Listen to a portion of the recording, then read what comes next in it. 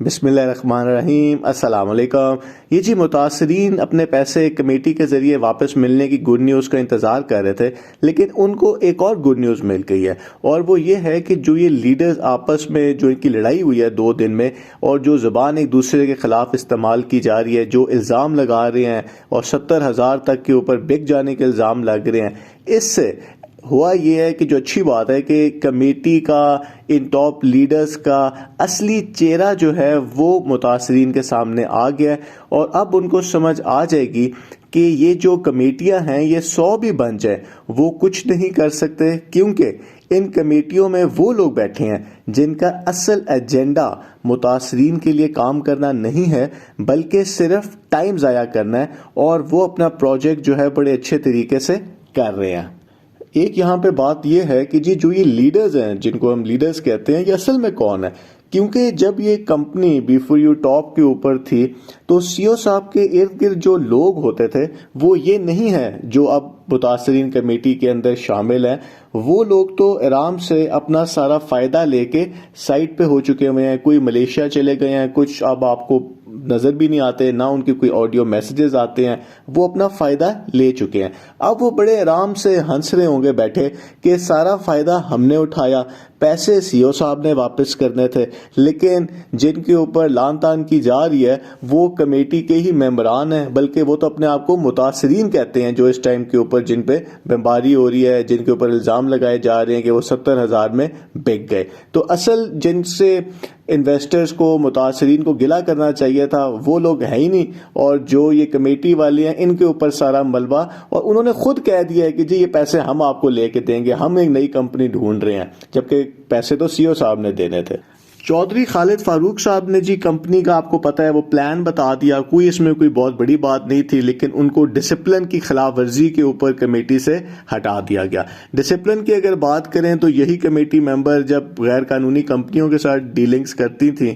تو اس ٹائم کے اوپر ان کو یہ نہیں لگتا تھا کہ جو ملک کے قوانین کی یہ لوگ خلاف ورزی کر رہے ہیں، کہ ایک ایم ایل ایم بیس کمپنی سے بات کر رہے ہیں جو پاکستان میں نہیں چل سکتی، پھر جو کرپٹو کے ذریعے آپ کو پیسے دینے کا وعدہ کر رہی ہے اس کے ساتھ بھی یہ ڈیلنگ کر رہے تھے، تو وہ غیر قانونی کام کرتے ہوئے ان کو ڈسپلن یاد نہیں آیا۔ چلے خیر، ان کو ہٹا دیا گیا اور انہوں نے کمیٹی ممبران کے اوپر کافی الزام لگانا شروع کر دیا۔ اب جو لیٹسٹ الزام خالد فاروق صاحب نے وہ لگایا ہے کہ جی میں 2-3 دن دیکھوں گا، اس کے بعد میں کمیٹی کے سارے سچ بتاؤں گا، اور ایسے سچ بتاؤں گا کہ اس کے بعد آپ لوگ شیم کریں گے کمیٹی کے ان ممبران کے اوپر جنہوں نے ہمیں ہٹایا ہے بیسیکلی ان کو۔ تو یہ بہت بڑا الزام ہے۔ اس کا مطلب یہ ہے کہ ان کو سب کچھ پتا تھا کہ جو ان کے بقول کمیٹی جو ہے وہ سنسیئر ہی نہیں ہے متاثرین کے ساتھ، اور ان کا جو ایجنڈا ہے وہ کہہ رہے ہیں میں اصل ایجنڈا بتاؤں گا، کیونکہ جو انویسٹرز کو بتایا گیا ایجنڈا وہ تو یہی ہے کہ جی یہ 5 لاکھ لوگوں کی خدمت کرنا چاہتے تھے۔ تو اس کا مطلب ہے کہ ان کو سب کچھ پتا ہونے کے باوجود بھی یہ خاموش رہے، اور اس کی وجہ سے جو ہے متاثرین کا کتنا نقصان ہوا وہ الگ بات ہے۔ ہونا ہی چاہیے تھا کہ وہ استعفیٰ دیتے کمیٹی سے، یا خود ہی ایک ہنگامی پریس کانفرنس کرتے، اور گروپس کے اندر ہی پریس کانفرنس کرتے، یعنی کہ اور انویسٹرز کو سچ بتاتے، لیکن انہوں نے بڑی قسم کھا کے کہا ہے کہ جی جو یہ کمیٹی کے ٹاپ لیڈرز ہیں یہی کیش ورتھ کمپنی کے اندر لیڈرز ہیں، انہوں نے ودرا لیا ہے، یہ آپ کو کہتے ہیں کہ جی کوئی کمپنی ایسی جوائن نہ کریں، اور لیکن یہ خود منافقت کر رہے ہیں، اور انہوں نے 5 پاور ایک جو ان کے جو کوئی میڈیا کے کوئی ہیں ان کے اوپر بھی انہوں نے ایک بڑا الزام لگایا ہے کہ جو میڈیا والے ہیں وہ تو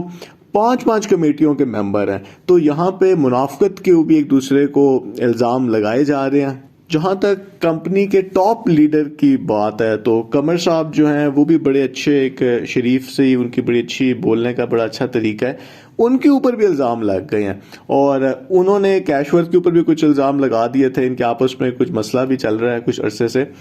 اب جو الزام لگا ہے، جو گروپس کے اندر آڈیو لیکس ہو رہی ہیں، گروپس کے اندر اسکرین شاٹ لگائے جا رہے ہیں، وہ ہے 70,000 روپے قمر صاحب کو کہیں سے آئے ہیں جو کہ کیش ورتھ والوں نے کہا ہے کہ جی یہ ہم نے ان کو پیسے بھیجے تھے، انہوں نے ڈیمانڈ کی تھی کہ جی میرے جو پیسے پھنسے ہوئے ہیں تو مجھے میرے کچھ پیسے جو ہے کیش کرا دیے جائیں۔ اب یہیں پہ ایشو آتا ہے کہ کمیٹی کا اپنا رول ہے کہ جی وہ اپنے لیے بات نہیں کریں گے، صرف 5 لاکھ متاثرین کے لیے بات کریں گے۔ تو کیا یہ رول یہاں پہ توڑا گیا ہے کمیٹی کے سربراہ کی طرف سے کہ انہوں نے 70,000 روپے لے لیے؟ اب کون سچ بول رہا ہے کون سچ نہیں بول رہا وہ ہمیں نہیں پتا۔ یہ سارے الزام ہیں، اسکرین شاٹ جو ہے وہ ایڈٹ بھی کیا جا سکتا ہے، خیر وائس میسیجز بھی کچھ ایسے ملے ہیں، لیکن اس ٹائم کچھ بھی کہا نہیں جا سکتا۔ جو اس میں اچھی بات ہے وہ یہ ہے کہ متاثرین کو اب سمجھ آ جانا چاہیے کہ پیسے ان لوگوں سے نہیں آپ کو دینے، ان سے کوئی امید نہ لگائیں، ان کی ذمہ داری بھی نہیں ہے پیسے دینا۔ پیسے دینے کی ذمہ داری صرف اس شخص کے اوپر ہے، ان لوگوں کے اوپر ہے جن کے اوپر گورنمنٹ آف پاکستان نے قانونی کارروائی اس ٹائم کے اوپر کرنے کا جو یہ کیس ہے۔ اس کیس کا فیصلہ ہونے کے بعد ہی چیزیں کلیئر ہوں گی، اور اگر یہ کمیٹی مخلص ہے تو یہ ایک دوسرے پہ الزام لگانے کے بجائے متاثرین کی رہنمائی کریں کہ آپ لوگوں نے کورٹ میں جا کے کس طرح اپنا حق لینا ہے، اور اگر یہ نہیں کر رہے تو یہ 5 لاکھ لوگوں کے ساتھ مخلص نہیں ہے اور یہ صرف ٹائم بائی کر رہے ہیں۔ تو یہ جو چودھری خالد فاروق صاحب نے کیا ہے، انہوں نے اتنا اچھا کام کیا ہے کہ انہوں نے کمیٹی کی اصلیت جو ہے وہ پبلک کر دی ہے۔ بہت بہت شکریہ۔